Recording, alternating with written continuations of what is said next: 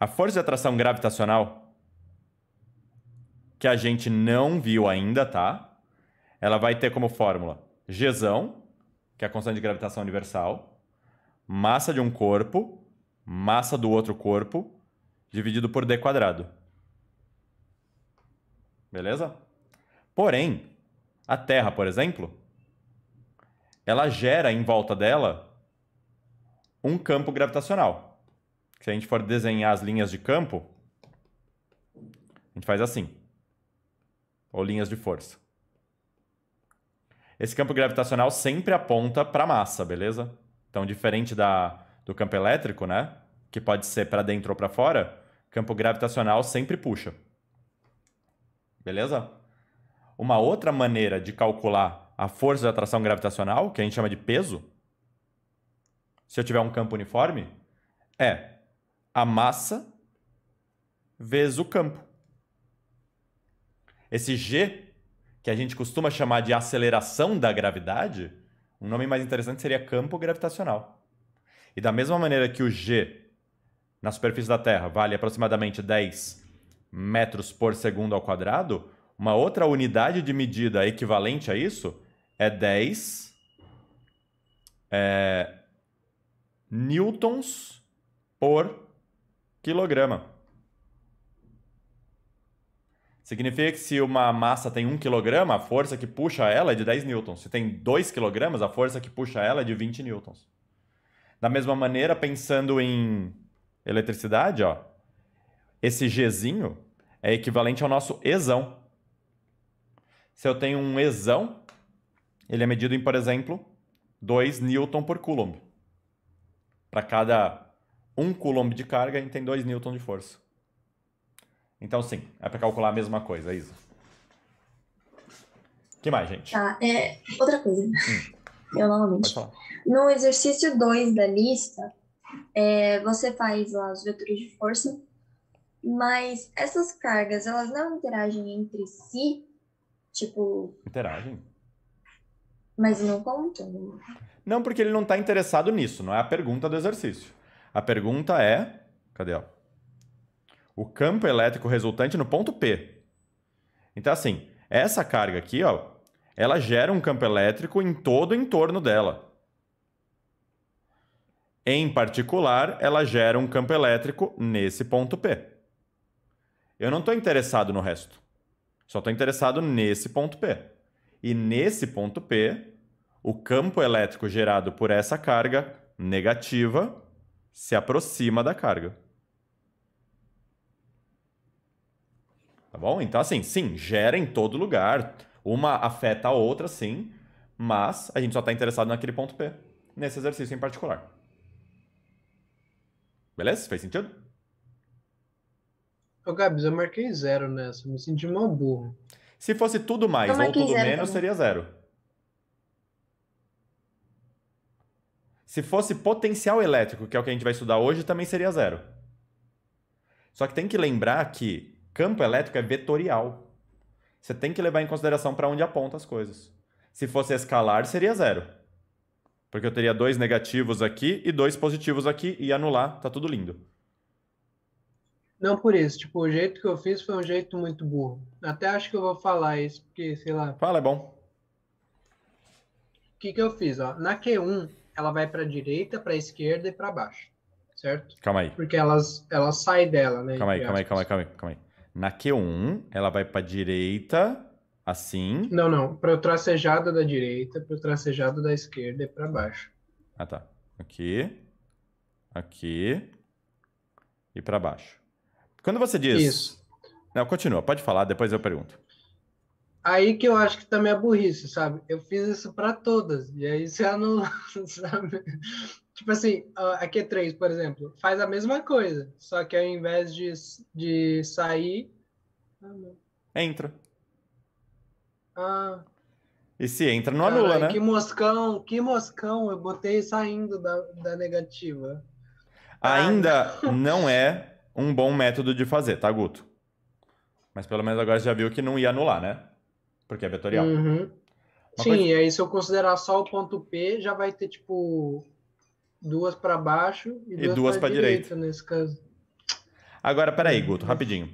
Um detalhe teórico problemático aqui no que você falou. Quando você diz sai para direita, para esquerda e para baixo, o que está saindo? Não é uma interação entre ela e a outra? Tipo assim, O que é você uma interação falou. entre ela e a outra? Dá um substantivo aí. Peraí, quando você desenhou aquelas carguinhas, né? Você desenhou um sistema isolado da carga positiva. Aí você desenhou um monte de linha saindo dela. Aí eu falei, tá, então tem linha saindo da. Isso aí. Essas Então tem linha linhas, saindo da mas essas positiva. linhas, elas são só uma representação teórica que dão a ideia de para onde apontaria, ó, futuro do pretérito, para onde apontaria uma força que estivesse em algum ponto daqui, beleza? Essas linhas de força, é para isso que elas servem. Então, sim, tem linha saindo, você tem razão aqui, ó. Isso daqui seria uma linha de campo, ou uma linha de força, isso seria outra linha de força, isso seria outra linha de força, aqui tem outra, várias linhas de força. Mas quando a gente pensa em campo, a gente está pensando em um ponto específico, a gente está pensando o que acontece especificamente nessa região. E aí, qual é o campo elétrico gerado pela carga Q1 nessa região? Lembra que campo é uma propriedade do lugar, né? Tipo o mar lá. Então, qual é o campo elétrico gerado pela carga Q1 na região P? É assim. É esse vetor. Só esse vetor, não é a linha de campo, é um vetor específico que tem bundinha em um ponto específico, beleza? Não é uma linha inteira. E esse vetor indica que uma carga positiva, quando colocada aqui, vai sofrer uma força para baixo. E uma carga negativa, quando colocada aqui, vai sofrer uma força para cima. Tudo bem? Então você tem que pensar especificamente num ponto quando está falando de campo, tá bom? Aquilo que você estava pensando de entre e sai são as linhas de campo. Que é só um gráfico para te possibilitar prever coisas. Beleza? Diga, Isa.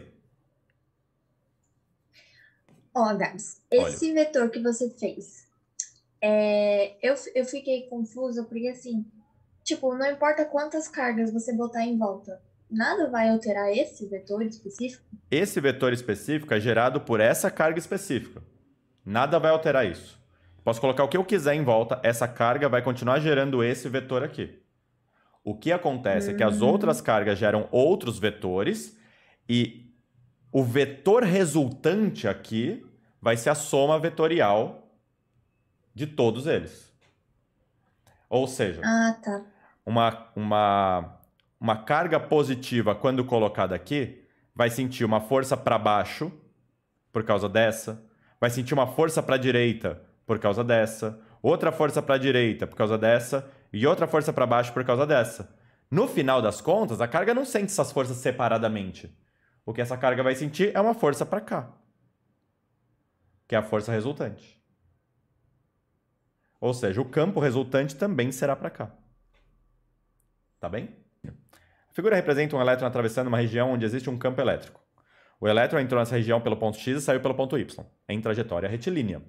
Sabendo que, na região do campo elétrico, a velocidade do elétron aumentou com aceleração constante, o campo elétrico entre os pontos X e Y tem sentido. De Y para X com intensidade maior em Y, pipipi, popopó. Fala pra mim. Não tenha medo de errar, tá bom? Eu até prefiro. Eu tô nervoso agora, eu vou dar risada, desculpa. Tudo bem, pode rir. Tá, tipo assim, o que eu pensei? O elétron está se movimentando para a direita e ele vai acelerando. Quer dizer, vai mudando a velocidade, desculpa, com aceleração constante. Ele disse ali. Aí, beleza. Se ele está mudando a velocidade. Calma aí, rapidinho. Ele fala que aumentou, sim. Aumentou a velocidade. Tá acelerando. Tá, beleza. Aí, beleza. Se ele está indo para a direita, tipo, a minha linha de raciocínio foi que o campo não pode ser para a esquerda, porque senão ele ia estar, pelo menos, não acelerando, sabe? Entendi. Então vamos lá. Ia ter uma resistência do campo. Entendi. Campo não é força. São coisas diferentes. Se ele está acelerando para a direita, significa que a aceleração resultante é para a direita. Significa que a força resultante é para a direita. Tá claro isso? Você não está errado aqui. Precisa ter uma força para a direita. A questão é que a gente está falando de um elétron. E elétron tem carga negativa.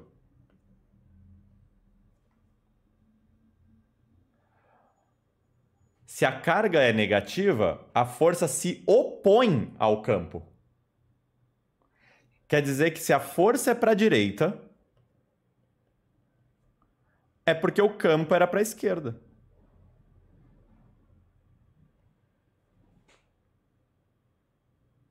Tudo bem se eu pensar que é um elétron, então ele está indo para o lado positivo? Tipo, ele está querendo se encontrar com a parte positiva do Tudo bem, mas é muito campo. frágil, Guto. Ah. Não tá errado, mas aí você precisa saber onde é que é a parte positiva. Nesse caso, ele mostra as placas. Mas às vezes eu tenho só a região. Eu sei que nessa região o campo é para a direita. Então eu sei que se eu colocar algo positivo, a força também será para a direita. Mas se eu colocar algo negativo, a força será para a esquerda, contrária ao campo. Para isso que a gente usa campo. O campo serve para a gente prever a força. Entendeu? Então, se eu sei que ele acelera para a direita, tem uma força para a direita. Como a carga é negativa, a força se opõe ao campo. Então, o campo é para a esquerda.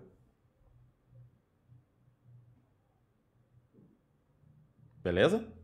Então, lembra, sempre separa isso, tá? Força não interage com partículas. Desculpa, campo não interage com partículas. O que interage com partículas é força.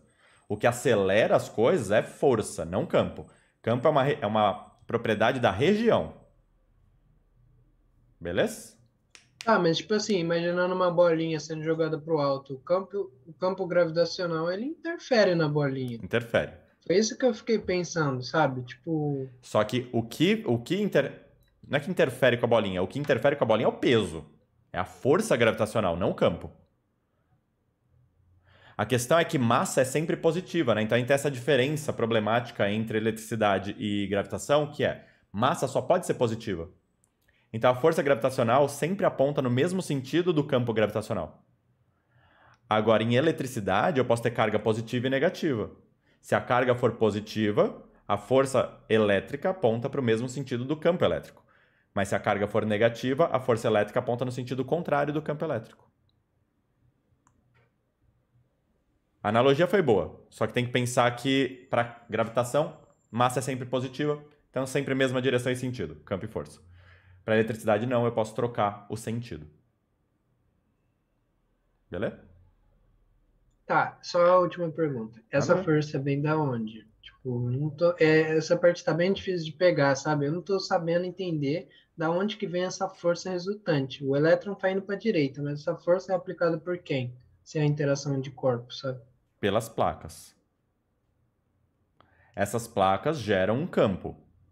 Esse campo é só uma informação sobre a força que essas placas exerceriam sobre esse elétron se ele fosse colocado lá.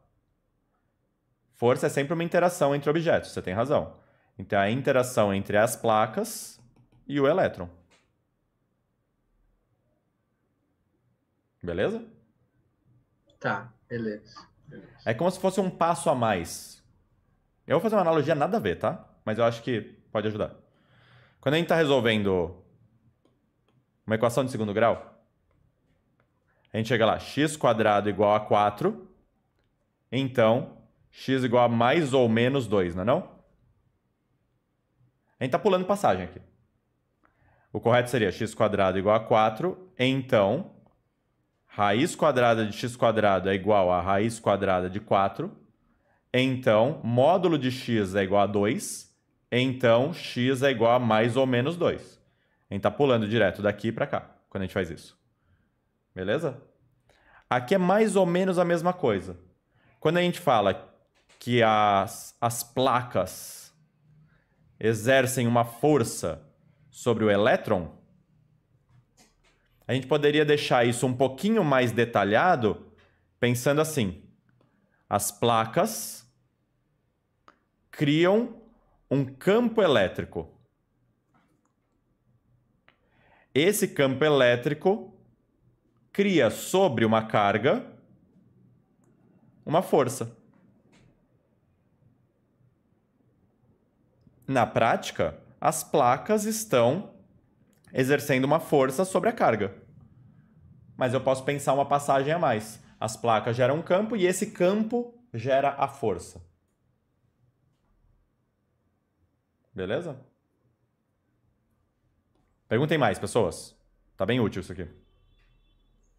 Ô, Gabi, só para eu criar uma visualização, essas duas placas é como se fossem dois ímãs? Não. Ímã entra em magnetismo, tem a ver, tá? Mas você poderia enxergar mais ou menos assim, mas é ruim, tá, Isa? A gente tem um campo para cá, né? Então eu tenho uma placa metálica ou não. Ele fala que é metálica? Não, é irrelevante, tá? Eu tenho uma placa que possui mais elétrons do que prótons desse lado. Mentira, ao contrário. Ela possui menos elétrons, falta de elétrons desse lado. E excesso de elétrons desse lado. Gerando assim um campo elétrico uniforme para cá. É tipo quando a gente esfrega uma bexiga no cabelo, então. É. Você esfregou essa placa aqui no cabelo, você esfregou essa placa aqui no cabelo. É isso. Ah, eu tava achando que era de ímã. Ah, não. Tá mais claro agora. A gente vai Mas entrar aí em... é como se o cabelo fosse a placa da esquerda e a placa da direita é a bexiga. Tipo isso. Poderia ser, sim. Eles têm que ter sinais contrários. Posso esfregar dois materiais diferentes. Aqui agora eu não lembro a tabela, né, de qual que é mais eletronegativo, mas enfim. Eu posso esfregar dois materiais diferentes no cabelo, de tal forma que um deles arranque elétrons do meu cabelo e o outro doe elétrons pro meu cabelo. Pronto. Tá? Que mais? Ô, Gabs, mas eu acho mó confusa essa matéria. Tipo, de ficar tentando enxergar assim a força, o campo, sabe? Sei lá, essa questão aí eu marquei, tipo, Seco. muito certo que eu ia acertar, sabe? Então é que faltou sei lá. você levar em consideração esse pequeno detalhe. Então você já sabe que é uma das coisas que você tem que, tipo, ativamente se preocupar, entendeu? Não é uma coisa natural. Você tem que se preocupar com isso ativamente. Na verdade, tem um monte de pequenos detalhes aqui, ó, que eu não sei se quando vocês viram a resolução pela primeira vez, vocês deram atenção para isso. Por exemplo, ele fala aqui, ó, o elétron entrou nessa região em trajetória retilínea. Isso daqui já é um detalhe mega importante. Em trajetória retilínea significa que ele está em MRU ou MRVU. Ou UV. Tá? Então ele está em movimento retilíneo uniforme ou em movimento retilíneo uniformemente acelerado. Ou variado. Nesse caso, uniformemente acelerado, porque a velocidade aumentou com a aceleração constante. Então eu sei que em todos os pontos daqui, ó, a força resultante tem que ser para a direita. Em nenhum momento ela vai poder ser assim, ó. Porque se ela for assim, ele vai fazer curva. Tá vendo? Então eu tenho que levar em consideração esse tipo de coisa também. Eu ativamente vou procurando detalhezinhos, tá? Não é uma coisa natural. Você tem que procurar esses detalhes. Ô, Gabs, é uma coisa absurda dizer que, tipo, o campo, então, ele aumentaria, a intensidade do campo, ela aumentaria? É. Em algum caso existe? Tipo, Pode existir, mas não é nesse aumentando? caso. Ó, por exemplo, se eu tenho aqui, ó. Aqui, ó. Nesse ponto, o campo vale, por exemplo, agora eu vou fazer certo, 1 Newton por Coulomb. Tudo bem? Por quê? Porque essa partícula aqui tem uma determinada carga, isso tem uma determinada distância e eu sei que esse campo vai ter essa intensidade. Aqui o campo sempre vai ter 1 newton por coulomb. Não interessa. Se eu colocar uma carga aqui, ó, de 10 coulombs, então ela vai sofrer uma força de 10 newtons. Se eu colocar uma carga de 100 coulombs, ela vai sofrer uma força de 100 newtons. Mas o campo continua sendo 1 newton por coulomb. Porém, se essa partícula está viajando, Guto, e ela está se movendo aqui, ó, se aproximando dessa partícula aqui, quando ela chega aqui, ó, o campo já passa a ser de 4 newtons por coulomb, por exemplo. Então, a intensidade de campo aqui é diferente da intensidade de campo aqui. Porque, de novo, campo é uma característica de uma determinada região. Se ela está se movendo, ela está mudando de região. Então, ela está mudando de campo. Eu até preferiria que a gente usasse a palavra região ao invés de campo. É a mesma coisa. Só que nesse exercício específico... Cadê? Nesse exercício específico, ele diz que a aceleração é constante. E aí vem comigo, ó. Se a aceleração resultante é constante, então massa vezes a aceleração resultante é constante também, porque a massa não muda, concorda? Então, a força resultante é constante. Só que a força resultante aqui, a única força é a força elétrica. Então a força elétrica é constante. E a gente sabe que força elétrica é a mesma coisa que campo vezes carga. A carga também não está mudando. Então, isso é constante e, portanto, o campo, nesse caso, é constante.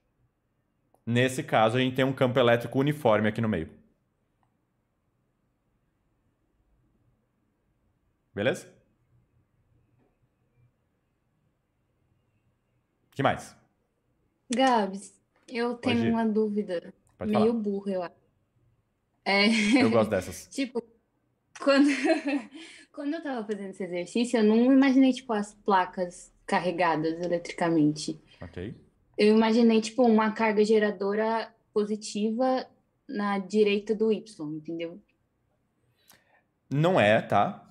Mas poderia.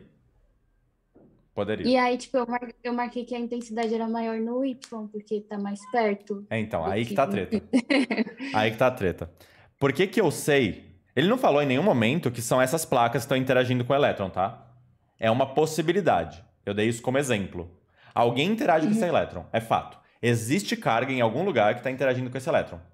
Por exemplo, poderiam ser essas placas, tá? E acredito que quem criou essa questão pensou nisso. Porém, se fosse uma carguinha aqui positiva gerando esse campo, o que acontece? Nesse ponto, o campo elétrico é menos intenso do que nesse ponto. E foi isso que você pensou, certo? Uhum. Tá. Por que que isso nega as informações do enunciado? Por causa dessa última coisa que eu falei de ser tudo constante. O enunciado diz que a aceleração é constante.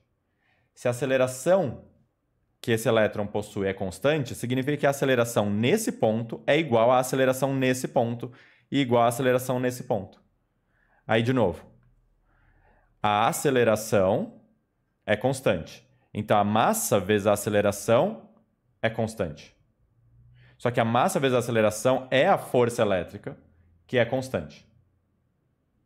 E a força elétrica é o campo vezes a carga.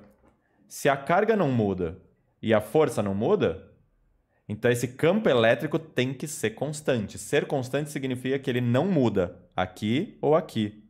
Ou aqui. Ele é constante. Tudo bem?